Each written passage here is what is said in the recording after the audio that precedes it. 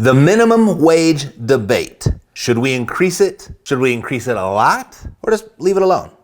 Or do away with it altogether? Is this an issue that you should be concerned about? Or should you even care? Regardless of which side of the minimum wage debate you stand on, it's much more important to you than you likely think. But they've got it all wrong regarding how they're going about it, and I'm gonna tell you why. But before we begin, click the subscribe button and ring the notification bell because I post cool stuff like this each and every week and you don't wanna miss it. Let's go.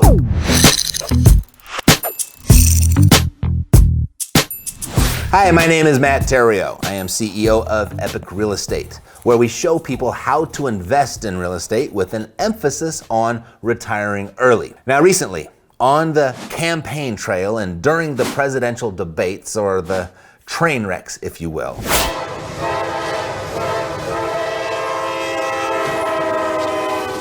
the minimum wage debate is coming up regularly. And it's a hot topic amongst the people, as Google is showing it to be one of the more searched issues this month in almost every state. Democrats are for it, Republicans are against it.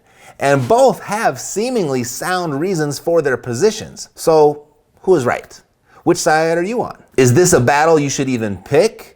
Or does a better one deserve your attention? It's really just the wrong thing to debate, period. And I'll tell you why in a minute. But first, let's take a look at where we are as a country with the issue. The federal minimum wage of $7.25 has not been raised since 2009. Now, its partisan differences are often blamed for the slow progress. The Democrats are proponents of an increase, citing it will reduce the disparity between the rich and the poor, while pulling millions of people out of poverty. The Republicans argue that the increase will hurt businesses, small ones in particular, and will result in putting millions out of work and therefore into poverty. To listen to the two sides quarrel over the issue, it's reminiscent of the light beer debate. The light sure tastes great. Less filling tastes great. Those opposing opinions, however, also seem to be shrouded in some truth, as the nonpartisan Congressional Budget Office released a study this month showing that by raising the federal minimum wage to $15 an hour by 2025 would increase the incomes of at least 17 million people, which would be a good thing, but also put 1.3 million people out of work, which would be a bad thing. So this is the theory of how it's going to pan out. But we've seen this play out with another controversial subject, Obamacare, where millions of uninsured people received adequate health care under that plan, which was a good thing, while millions more of insured people suddenly found themselves having to cut way back on their coverage as their previous benefits became unaffordable, which was a bad thing. Like the Obamacare initiative, the minimum wage initiative will almost certainly produce both winners and losers. Now, a third perspective to the debate may minimize the amount of losers. And that's the idea that a one-size-fits-all $15 an hour national minimum wage is really a one-size-fits-none minimum wage. And here's what this means. You see, there's a key and often overlooked factor on the subject of minimum wage.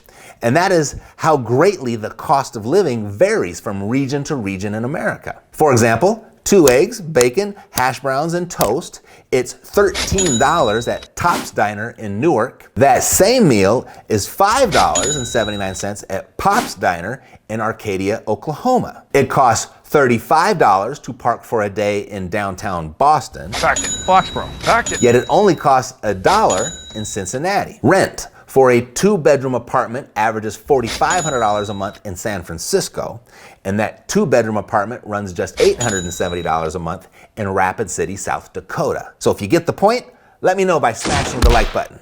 We're debating a national minimum wage, but live in vastly different economies.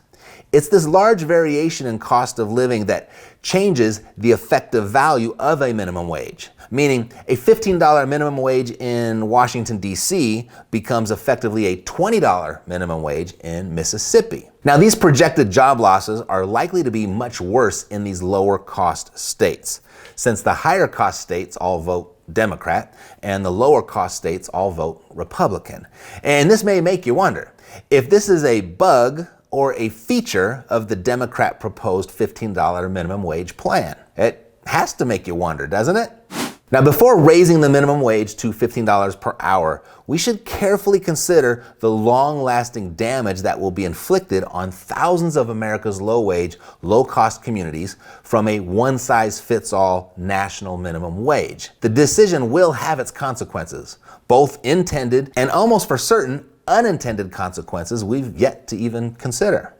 But in the end, it's not the process of raising the minimum wage that will have the greatest impact on our lives, but rather how we react to it. Because you could sit and wait for Washington to come to their decision. I mean, it's been 11 years, shouldn't be too much longer. And even if they were to pass a minimum wage increase today, it wouldn't fully hit the bank accounts of minimum wage workers for several years, as it wouldn't max out until 2025 under the current proposal. Or maybe you live in the right place where your state may take care of you sooner, as the states seem to be moving a little faster than Washington. That is one way that you could react. Sit, wait, and hope your elected officials really do have your best interests at heart and follow through on their campaign promises. I mean, imagine if that was your decision, though, 10 years ago in 2010. You'd still be waiting.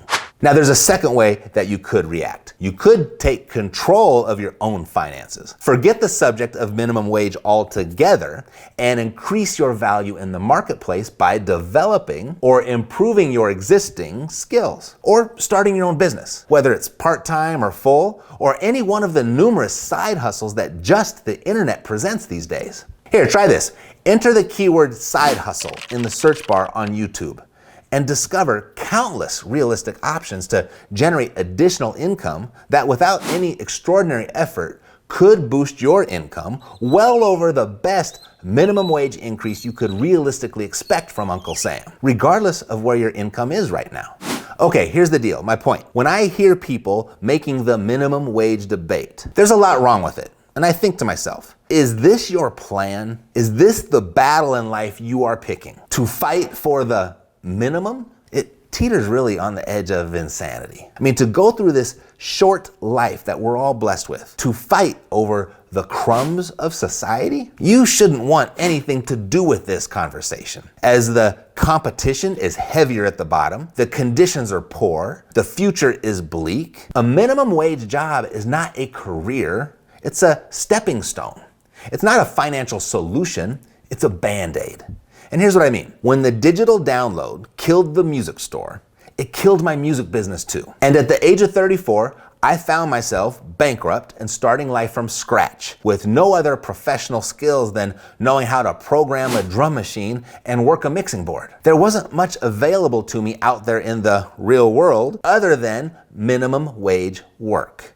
And that's where I ended up, bagging groceries for $7 an hour. Like the minimum wage workers of today, I had that same choice to make. Either put in my time and work my way up the corporate ladder, of which for that type of job is a slow and long journey, or learn something new and develop a skill that demands a higher wage. When the most unlikely mentor stepped into my world, of all people, it was the grocery store manager, and one day he uttered these words. He said, "Real estate is the final frontier where the average person has a legitimate shot at creating real wealth." That was all I needed to hear. And I didn't even know whether it was true or not at the time, but anything was better than paper or plastic. So I made an investment of time, energy, and a little bit of money to develop the skill of a highly paid real estate investor. And in a few short years, I was pretty much back to my music business level income